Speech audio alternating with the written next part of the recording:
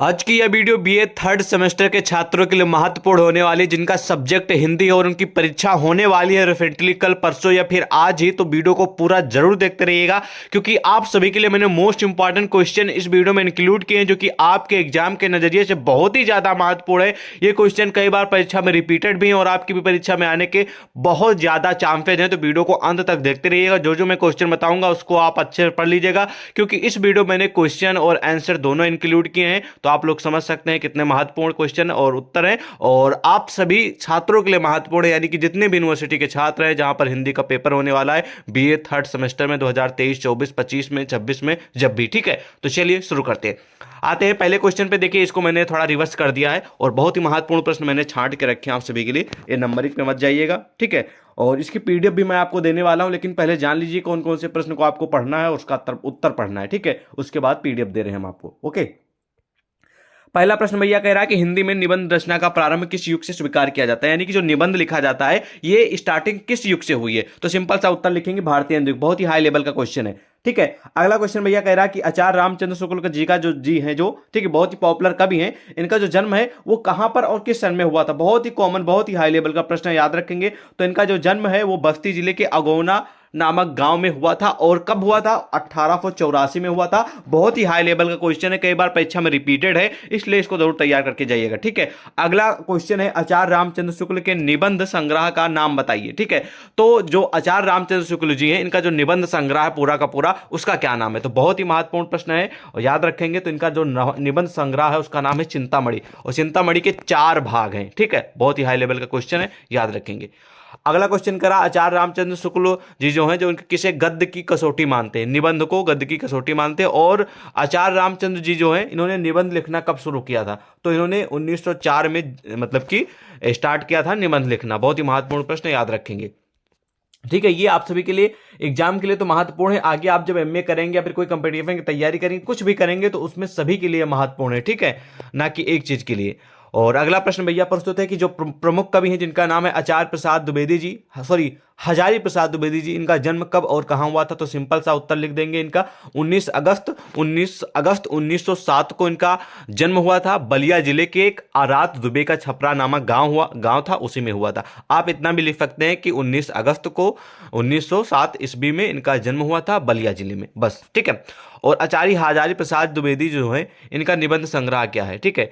तो इनके निबंध संग्रह कई हैं, जैसे कि साहित्य सहचर है, ब्रज कल्पता है, विचार और वितर्क है। आप एक दो भी लिख देंगे तब भी पूरे नंबर मिल जाएंगे। कि जो बहुत पॉपुलर निबंध हुआ वो अशोक के फूल हुआ है, जो कि सिलेबस में भी है आपके, तो ये ध्यान रखेंगे, ओके। अगला क्वेश्चन है कि हजारी प्रसाद द्विवेदी के निबंधों को कितने भागों में विभाजित किया गया है? तो इनके जो निबंध हैं उनको 5 भागों में डिवाइड किया गया है, ठीक है। तो पहला ठीक है समीक्षात्मक, और दूसरा है संस्कृत, ठीक है, और तीसरा है दूसरा है सांस्कृतिक, और तीसरा है ऐतिहासिक, और चौथा है व्यक्तित्व, और है ठीक है गणेशणात्मक, ठीक है, गवेषणात्मक। ये इनका 5वां भाग है, ठीक है, इनके निबंध का। याद रखेंगे, महत्वपूर्ण प्रश्न है। अगला क्वेश्चन कुबेर नाथ राय जी फ्रीडा क्वेश्चन पूछा जा सकता है। कुबेर नाथ जी का जन्म कब हुआ? तो ध्यान रखेंगे 1935 में इनका जन्म हुआ था। गाजीपुर ठीक है जिले में, उत्तर प्रदेश स्टेट राज्य में उनका जन्म हुआ था 1935, याद रखेंगे। और इनका निधन कब हुआ था, मृत्यु कब हुई थी? तो 5 जून 1996 की हुई थी, याद रखेंगे। महत्वपूर्ण प्रश्न है, क्योंकि कुछ कवि होते हैं उनसे जुड़े क्या क्या क्वेश्चन परीक्षा में पूछे जा चुके हैं पिछले सालों में, और इस बार कौन कौन से आने को उम्मीद है वही मैं आपको बता रहा हूँ, ठीक है। कुबेर नाथ जी की जो शिक्षा है वो कहाँ तक हुई है? तो यहाँ पर लिखा है शिक्षा काशी हिंदू विश्वविद्यालय और कलकत्ता विश्वविद्यालय से हुई है, ओके। बहुत महत्वपूर्ण प्रश्न है, याद रखेंगे आप सभी। अगला क्वेश्चन है भैया कि कुबेर नाथ राय जी जो हैं, इनकी रचना का नाम लिखे, यानी कि कुबेर नाथ जी की कुछ रचनाएं इन्होंने रची, उनका नाम। तो पहला है प्रिया नीलकंठी, रस आखेटक, ठीक है, गंध मंदन, विषाद योग, ठीक है, निषाद बांसुरी। बहुत सारी रचनाएं हैं, लेकिन आप 4 या फिर 6 तैयार कर लीजिएगा, बस, इससे ज्यादा नहीं आएगा, ओके। अगला भैया प्रश्न प्रस्तुत है कि कुबेर नाथ राय किस प्रकार के निबंधकार हैं? बहुत ही महत्वपूर्ण प्रश्न है। तो कुबेर नाथ जी जो हैं ये ललित निबंधकार थे। क्या थे? ललित टाइप के निबंधकार हैं। बहुत ही महत्वपूर्ण प्रश्न है, याद रखेंगे, ओके। और कुबेर नाथ जी राय का प्रथम निबंध कौन संग्रह था? कौन मतलब जो उनका निबंध संग्रह है सबसे पहले कौन था, उसका नाम क्या है? तो उसका नाम है प्रिया नीलकंठी, इनका जो सबसे प्रथम निबंध संग्रह का नाम है, ठीक है। बहुत ही महत्वपूर्ण प्रश्न, याद रखेंगे। अगला क्वेश्चन है कि भैया एकांकी कला के तत्वों पर प्रकाश डालिए, ठीक है। तो एकांकी के कौन कौन से तत्व हैं यहाँ पर प्रस्तुत हैं। एकांकी का प्रथम तत्व है कथानक, ठीक, कथानक। दूसरा है पात्र और चरित्र चित्रण। तीसरा संवाद और ठीक है, कथोपकथन है। चौथा देशकाल या वातावरण है। पांचवा भाषा शैली है। छठवां उद्देश्य है। सातवां रंग ठीक है, संकेत है। ये महत्वपूर्ण प्रश्न परीक्षा में आने की उम्मीद है। एकांकी से जुड़ा एक दो क्वेश्चन आएंगे जरूर। अगला प्रश्न बहुत ही पॉपुलर है, डॉक्टर राम कुमार वर्मा जी से जुड़ा है। तो डॉक्टर राम कुमार वर्मा जी जो है, इनका जन्म कहाँ पर और किस सन में हुआ था? तो इनका जो जन्म है वो मध्य प्रदेश जो राज्य है वहां पर हुआ था, ठीक है, और 15 सितंबर 1905 को हुआ था। आप इतना लिख देंगे, ठीक है, गांव और कोई जिला जरूरी नहीं है, स्टेट राज्य का नाम जरूर लिख देंगे तो आपको काफी मतलब कि इनफ नंबर मिल जाएंगे, ठीक। इतना मेन याद रखेंगे कि 15 सितंबर 1905 को मध्य प्रदेश में हुआ था। ओके, अगला क्वेश्चन है कि राम कुमार वर्मा को उनके किस एकांकी संग्रह पर अखिल भारतीय साहित्यिक जो सम्मेलन है उसका पुरस्कार, मतलब कि ऐसा कौन सा एकांकी है राम कुमार वर्मा जी का जिनको उनके लिए अवार्ड यानी कि पुरस्कार दिया गया था, अखिल भारतीय साहित्य सम्मेलन पुरस्कार? तो वो है सप्त किरण पर इनको ये पुरस्कार दिया गया था। ओके, अगला प्रश्न कह रहा है कि राम कुमार वर्मा जी जो हैं इनकी एकांकी संग्रह के बारे में बताइए। तो इनकी कई सारे एकांकी संग्रह जैसे सप्त किरण है, पृथ्वीराज की आंखें हैं, रेशमी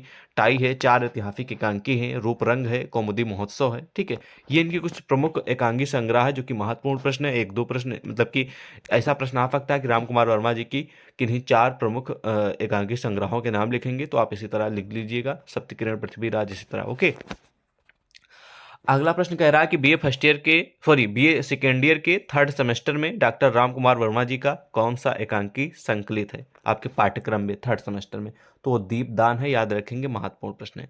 तो दीपदान के एकांकी के कुछ मुख्य पात्र हैं, यानी कि एकांकी हुई तो उसमें कुछ पात्र रहेंगे, कुछ लोग रहेंगे, वो कौन कौन है, उनका क्या मतलब कि जो पात्र हैं उनको किस नाम से संबोधित किया गया है, वो सब आपको लिखना है। तो दीपदान एकांकी का जो मुख्य पात्र है वो पन्ना है, इस बात को ध्यान रखेंगे। ये भी क्वेश्चन आ सकता है कि मुख्य पात्र का नाम बताइए दीपदान एकांकी के, तो आपको याद रखना पन्ना है, ठीक है। अगला प्रश्न है कि लक्ष्मी का स्वागत के पत्रों की संख्या कितनी थी? 7। ओके, अगला प्रश्न है कि आपके पाठ्यक्रम में एक प्रमुख कवि हैं, प्रमुख रचनाकार है उपेंद्र नाथ अस्क का कौन सा एकांकी संकलित है आपके थर्ड सेमेस्टर में हिंदी में? तो वो है लक्ष्मी का स्वागत। ये आपके सिलेबस और आपके पाठ्यक्रम में है, ठीक है। अगला प्रश्न कह रहा है कि हिंदी के प्रमुख ललित निबंधकारों के नाम लिखिए। ये क्वेश्चन ना कई बार रिपीटेड है परीक्षा में, तो ध्यान रखेंगे। ललित निबंधकार की बात हो रही, तो ललित निबंधकार हैं आचार्य हजारी प्रसाद द्विवेदी जी, गुलाब राय जी, ठीक है, रामधारी दिनकर सिंह, ये प्रमुख ललित निबंधकार हैं। ये हाई लेवल का क्वेश्चन है, ठीक है। अगला आप इग्नोर भी कर सकते हैं, और ये वाला क्वेश्चन मैंने भी आपको बता ही दिया। ये दोबारा शायद वीडियो यहाँ मतलब कि दोबारा से शायद क्वेश्चन आ गए हैं। और अगला क्वेश्चन, इंपॉर्टेंट क्वेश्चन ये है भैया कि फणीश्वर नाथ रेणु का संक्षिप्त जीवन परिचय दीजिए। तो फणीश्वर नाथ रेणु बहुत ही प्रमुख कवि ये भी हैं और इनका जीवन परिचय लिखना है। तो इनका जन्म 4 मार्च 1921 में बिहार में हुआ था, ठीक है, और इतना मेन पॉइंट है। और उसके बाद आप लोग लिख सकते हैं कि एक मध्यवर्ती किसान परिवार में इनका जन्म हुआ था, ठीक है। और इनकी जो मतलब कि निधन है वो 11 अप्रैल 1977 को रात्रि के 9:10 पे हो गया था। इतना आप लिख देंगे तब भी आपको छोटा सा परिचय, क्योंकि अति लघु उत्तरीय टाइप के क्वेश्चन आते हैं तो उसमें 100 शब्दों में आप लोगों को उत्तर लिखना रहता है बस। अगला क्वेश्चन कह रहा है कि फणीश्वर नाथ रेणु के रिपोर्टाजों के नाम लिखिए। रिपोर्टाज एक विधा है, जैसे कि निबंध, नाटक और कहानी विधा होती हैं, उसी तरह रिपोर्टाज भी एक विधा है। तो रिपोर्टाज विधा में फणीश्वर नाथ रेणु द्वारा लिखित कुछ रिपोर्टाज हैं जिनके नाम लिखना है। तो पहला है ऋणजल धनजल, ठीक है, जो कि 1978 में आया। अगला है नेपाली क्रांति कथा, जो कि 1978 में आई, ठीक है। वन तुलसी की गंध, ये भी 1985 में आई, ठीक है। तो ये याद रखेंगे, हेल्पफुल क्वेश्चन है।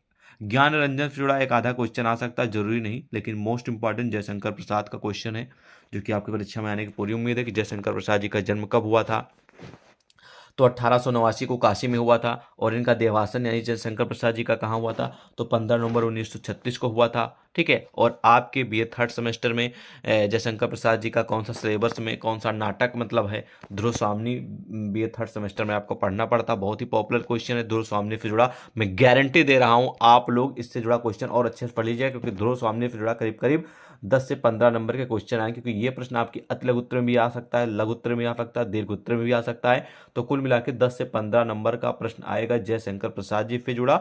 और उनकी जो रचना है बहुत ही प्रमुख नाटक है ध्रुवस्वामिनी। मैं पहले बता रहा हूँ, बाद में वो मत बोलिएगा कि बताया नहीं, परीक्षा हो जाए तो, ठीक है। गारंटी दे रहा हूँ, गारंटी आएगा जरूर, ठीक है। ध्रुवस्वामिनी से जुड़ा क्वेश्चन, इनकी बहुत ही पॉपुलर रचना है, ठीक है, ये नाटक। और ये ध्रुवस्वामिनी आपके सिलेबस में है नाटक 3rd सेमेस्टर में। और जो ध्रुवस्वामिनी, इसमें कुल कितने अंक हैं ये प्रश्न है, तो उसमें 3 अंक हैं।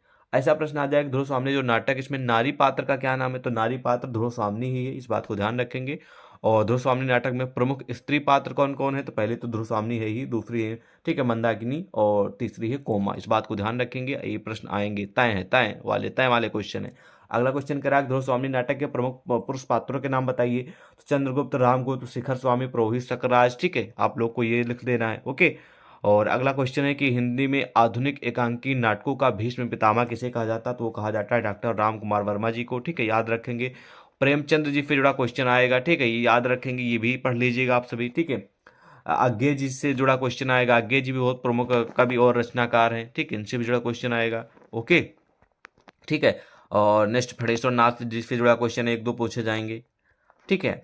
और आ जाएंगे व्यंग आत्मकथा, ये तैयार कर लीजिएगा, जीवनी और आत्मकथा 100% जीवनी आत्मकथा नाटक, इनमें सब में अंतर पढ़ लीजिएगा कि जीवनी और आत्मकथा में अंतर क्या है, ठीक है, नाटक और निबंध में क्या अंतर है, ये कॉमन क्वेश्चन है, आएंगे ही आएंगे, ठीक है।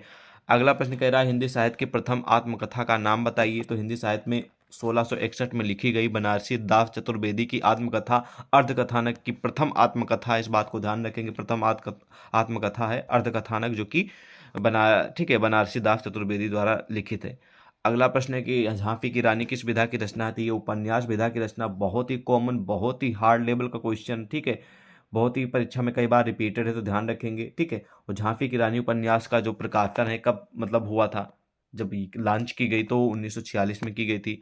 और झांसी की रानी जो किस प्रकार का उपन्यास है, तो इतिहास के बारे में इसमें बताया गया, इसलिए ऐतिहासिक है, ठीक है। और झांसी की रानी उपन्यास के प्रमुख पात्र कौन है, तो रानी लक्ष्मीबाई मनु है। और झांसी की रानी उपन्यास के लेखक कौन है भाई, तो झांसी की रानी का उपन्यास है और इसके जो लेखक है वो डॉक्टर वृंदावन है, ठीक है, डॉक्टर वृंदावन लाल वर्मा जी हैं, इन्हीं के द्वारा लिखित है और झांसी की रानी के ऐतिहासिक उपन्यास है, ओके। और रानी लक्ष्मीबाई का पूरा नाम क्या था, ठीक है, मणिकर्णिका, ठीक है, मणिकर्णिका, ठीक, कर्णिका था, ठीक है, इनका पूरा नाम याद रखेंगे। रानी लक्ष्मीबाई के पिता का क्या नाम था, सॉरी पति का क्या नाम था, बाय मिस्टेक, रानी लक्ष्मीबाई के पति का नाम क्या था, तो राजा गंगाधर राव नेवलकर इनके पति का पूरा नाम था लक्ष्मीबाई, ठीक है।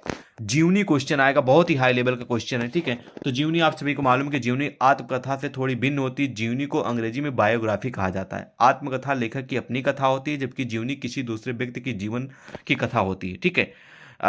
यानी कि इसका सिंपल सा मैं आपको बता दूं उत्तर, ठीक है। जैसे कि आप हैं, मान लीजिए कि आपका नाम है रमेश, ठीक है, रमेश, आपने सुरेश के ऊपर कुछ कहानी लिखी, भैया सुरेश के जन्म यहाँ पर हुआ था, वहां पर हुआ था, इनके माता पिता का क्या नाम था, ऐसे से रमेश ने लिखा सुरेश के पूरे जीवन के बारे में कि वो उस गांव में उसका जन्म हुआ था, ये पिता का नाम है, ये करता है, तो वो एक प्रकार से क्या हो गई, जीवनी हो गई, ठीक है। वहीं पर अगर रमेश ने अपनी स्वयं की कथा लिखी कि उसने माता पिता भाई ने बताया कि आपका जन्म यहाँ ऐसे ऐसे हुआ था, तो आप लिखेंगे अपनी कथा कि हमारा जन्म यहाँ पर हुआ था और हमने ये पढ़ाई की, हमने इससे शादी की, हमारे इतने बच्चे हैं और हम अपने जीवन में क्या कर रहे हैं क्या नहीं, तो ये सब अगर आप स्वयं के बारे में लिखेंगे तो उसे कहते हैं आत्मकथा। यानी कि जो जीवनी होती है वो किसी दूसरे की जीवन पे लिखी गई कथा होती है जिसे जीवनी कहा जाता है, और आत्मकथा का मतलब यही होता है कि अपने स्वयं के जीवन पे जो कथा लिखी जाती है उसे हम आत्मकथा कहते हैं, बस। संस्मरण बहुत ही हाई लेवल का क्वेश्चन, है भी कई बार परीक्षा में रिपीटेड, तो इसको भी तैयार कर लीजिएगा। उत्तर आपके समस्त है, वीडियो लंबी ना हो और टाइम आपका ज्यादा वेस्ट ना हो, समय है नहीं ज्यादा आपके पास भी और हमारे भी पास, क्योंकि क्लास बहुत ही जल्दी करानी पड़ रही है, क्योंकि आप सभी की परीक्षाएं जो लगी हैं हम आपको मोस्ट इंपॉर्टेंट क्वेश्चन बताने का प्रयास कर रहे हैं। आप लोग एक्सपर्ट के मतलब कि आप लोग थोड़ा अपना नॉलेज बढ़ाइए और आप थोड़ा तेज पढ़ने की कोशिश करिए, ठीक है। और संस्मरण एवं रेखा चित्र ये भी बहुत ही पॉपुलर भाई, ये विधाएं हैं, संस्मरण रेखा चित्र, ये भी क्वेश्चन कई बार रिपीटेड है आएगा, ठीक है, संस्मरण रेखा चित्र से जुड़ा, ओके।